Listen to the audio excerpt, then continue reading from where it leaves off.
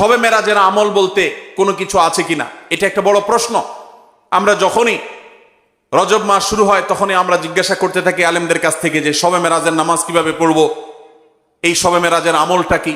শবে মেরাজ উপলক্ষে সারা রাত জেগে ইবাদত করা এবং শবে মেরাজ উপলক্ষে 26তম দিন পার হয়ে 27তম রাত যখন শুরু হয় তখন সাহারি খেয়ে 27 রজবে রোজা রাখা, এটা আমাদের সমাজে বহুল প্রচলিত। অথচ ভাইরা আমার, যেটা আমরা শুরুতে বলেছি, রজব মাসের 27 তারিখে নবী সাল্লাল্লাহু আলাইহি ওয়াসাল্লামের মেরাজ হয়েছে এমনটি নিশ্চিত কোনো বিষয় নয়। নবীজির মেরাজ হয়েছে সেটা মহাসত্য, সেটা চরম সত্য।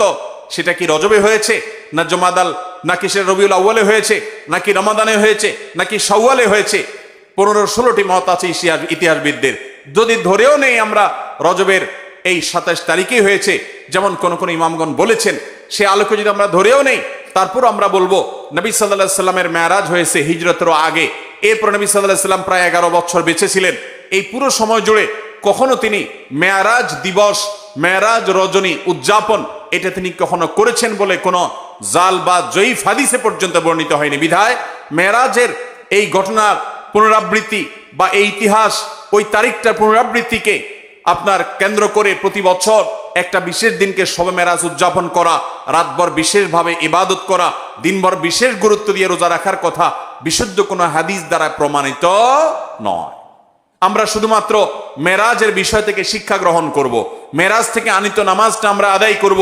এর বাইরে এই তারিখকে কেন্দ্র করে রাতভর ইবাদত আপনি অন্য সময় করতে চাইলে এই মাসেও করেন, এই রাতেও করেন, অন্য সময় নফল নামাজ পড়েন, আপনি এদিনও নফল নামাজ পড়ার নিষেধ নাই। কিন্তু মেরাজকে কেন্দ্র করে কোনো নামাজ, মেরাজকে কেন্দ্র করে কোনো রোজা, এটা কোনো বিশুদ্ধ হাদিস দ্বারা বর্ণিত হয় নাই। অনেকে এই রজব মাসে বিশেষ উমরা করেন, যেটাকে উমরায়ে রজবিয়া বলে। এটার বিশেষ ফজিলতের কথা মানুষ নিজেরা অনেকে বানিয়ে নিয়েছে, অথচ এটিও কোনো বিশুদ্ধ হাদিস দ্বারা বর্ণিত হয়নি। অনেকে 27 রজবে সালাতুর রাগায়েব নামে বিশেষ প্রক্রিয়া, বিশেষ নামাজ পড়ে, এটাও কোনো হাদিস দ্বারা বর্ণিত হয় নাই। আল্লাহ কোরআনে বলেছেন, মা আতাকুমুর রাসূলু ফাখুযু ওয়া মা নাহাকুম আনহু ফান্তাহু, তোমাদেরকে রাসূল যা দিয়েছেন সেটা আঁকড়ে ধরো, যা নিষেধ করেছেন সেটা থেকে তোমরা বেঁচে থাকো। মন গড়া কোনো আমল করলে সওয়াব তো হবেই না, উল্টা বরং গুনাহ হবে। আমাদের সমাজে অনেক মানুষ আছেন যারা আজকাল এই সমস্ত কথা শুনলে বলেন যে এটা নাই সেটা নাই, কিছু লোক বাইরে হয়েছে, এটা নাই সেটা নাই শুধু বলে।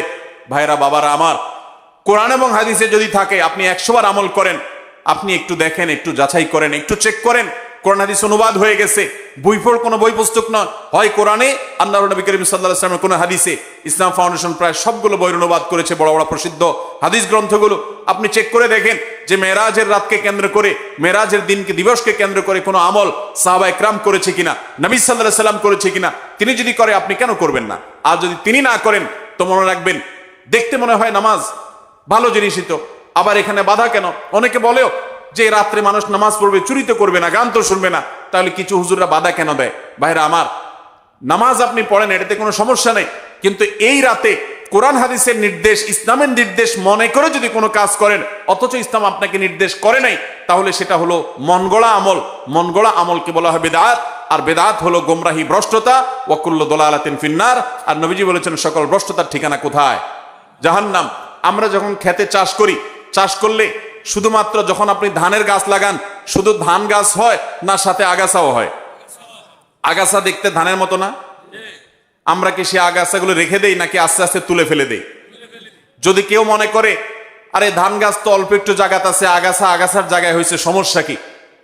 এই বেচারাকে তুলে কেন মেরে ফেলতে হবে? থাকুক না, ধান গাছও থাকুক, ওইটাও থাকুক, তাহলে ধানের ফসলের ফলন ভালো হবে। আপনার ঈমান এবং আমলের ফলন যদি ভালো হতে হয়, তাহলে বিদআত এবং মন গড়া আমল এগুলো থেকে নিজেকে সরাতে হবে। আপনি এমনি নিজে থেকে নফল আমল করেন, সেটা ভিন্ন কথা, কিন্তু বিশেষ কোনো দিবসে কোরআন হাদিসে আছে বা ইসলামের নির্দেশ মনে করে, বিশেষ ফজিলত মনে করে যখন করবেন, তখন সেটা বিদআতে পর্যবসিত হবে। অতএব মেরাজ এটাকে উদযাপন নয়, আসুন মেরাজকে উপলব্ধি করার চেষ্টা করি। মেরাজকে ঘটা করে পালন করা নয়, বরং মেরাজের শিক্ষাগুলো দিয়ে আমাদের জীবনকে আমরা সাজাবার চেষ্টা করবো তো ইনশাআল্লাহ। আল্লাহ রাব্বুল আলামিন আমাদের সবাইকে মেরাজের এই গুরুত্ব বুঝার তৌফিক দান করুন।